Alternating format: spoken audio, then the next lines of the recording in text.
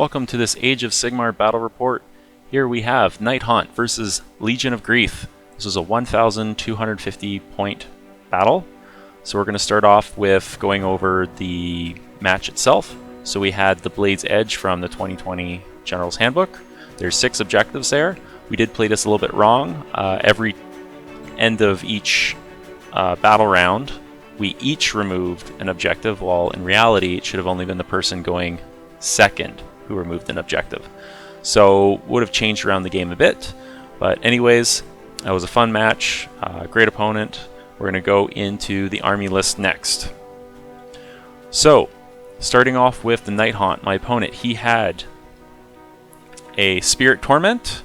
He had a Guardian of Souls with the special lantern that would heal a whole bunch of stuff even more than what it usually does. Then we also had Reichim the Grimhaler as his warlord.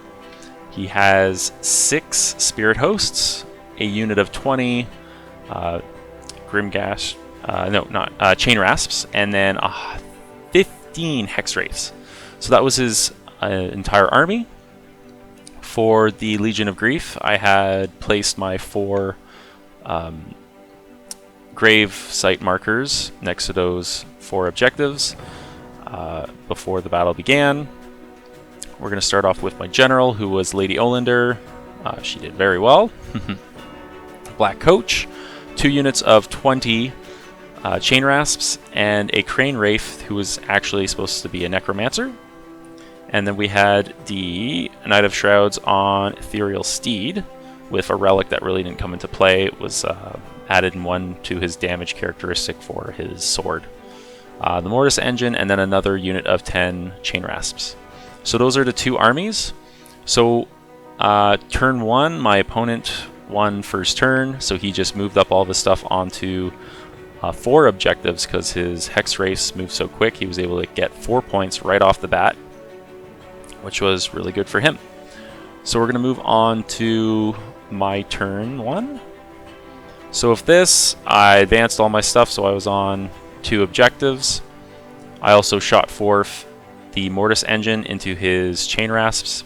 Nothing for spells was really in range. I believe I just casted Mystic Shield on the Chain Rasps, and that was about it. Yep.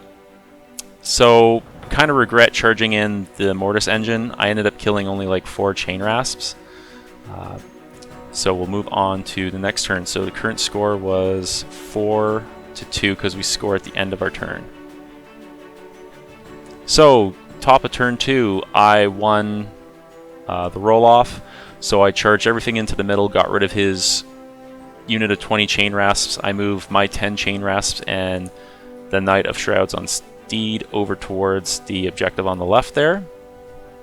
And I moved up all my Chain Rasps on the right in front of that objective.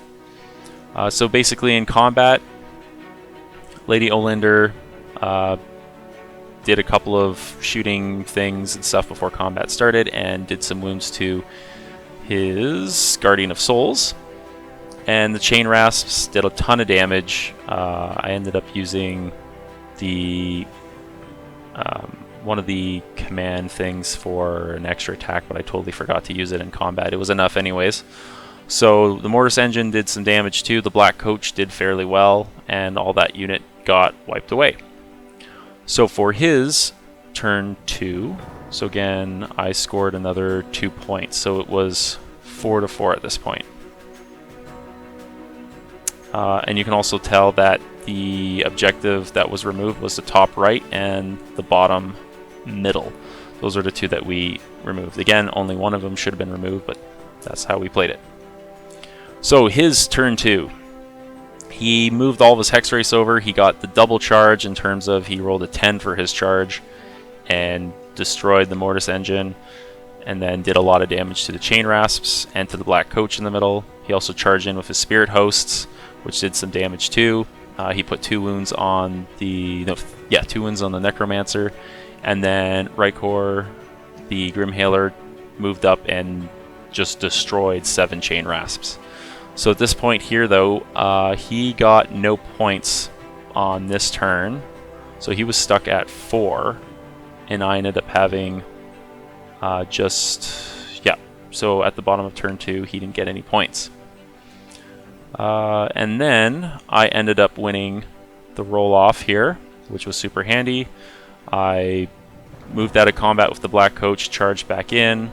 Lady Olander cast Grief Stricken on the Hex Wraiths, which helped out so much because those guys were hitting on 5s. And then, of course, my Chain Rasps on the left, and the Knight of Shrouds moved up. Lady Olander moved back just to not get charged or tagged by the Spirit Hosts. And he only had 1, 2, 3, 4, 5 Hex Wraiths, no, 7 Hex Wraiths left at the end of the top of turn 3. So before going into his turn, I scored 2 more points, so it was 6-4 at this point. So next, he brought back a lot of his Hex Wraiths with the special spells that he had. I couldn't deny them. I tried. Didn't work. And thank goodness the Grief-Stricken spell was still affecting them, because I would have lost even more things. So he did quite a lot of damage with his Spirit Hosts on my my Chain Rasp unit. They only had 4 left out of the 1 squad, and the other squad lost, I believe, like 4. He didn't roll so great with his Hex Wraiths. So that was the bottom of turn 3. So again, my opponent scored no points. So turn 4. With turn 4, he won the roll-off. He destroyed the Black Coach. He took out almost all of my Chain Rasps by the Spirit Hosts. And he took out, I believe, 5 more of the Chain Rasps in the middle. And that was about all he did. He didn't capture any points. We removed another marker over there on the top left. So there was only 1 left in total, and I was capturing it. So that gave me another point. So I believe I was at 6 now at this point. And there's no way for him to catch up, because when turn 5 starts, I just removed that. If I would have played out the rest of turn 4, Chain Rasp from the right would have ran over in, along with the Knight of Shrouds on Steed, into his heroes and charged them and wiped them out, hopefully. And then I would have brought back more of the Chain Rasps. I was really hoping that the Chain Rasp unit of 1 guy would have died to the Spirit Host, because then I could have used the specific command ability to bring back a whole unit of 20 Chain Rasps, which would have been nice. So there was no way for him to keep getting points once we remove these objective markers. So we called it at turn 4. And the final score should have been 6-4, I believe, but he might have gotten another point for some other reason. But anyways, it was a fun matchup.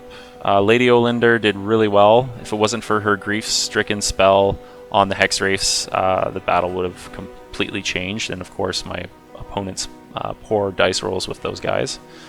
So that was a huge thing. And then of course, all the spells that she casted, she put Mortal Wounds on a ton of stuff. So she was kind of my MVP. Same with the Black Coach, just took a ton of damage. So it was a fun match. My opponent's MVP probably would have been the Hex Wraiths, but they didn't roll so great, so that's about it. So I hope you enjoyed this battle report, and until next time.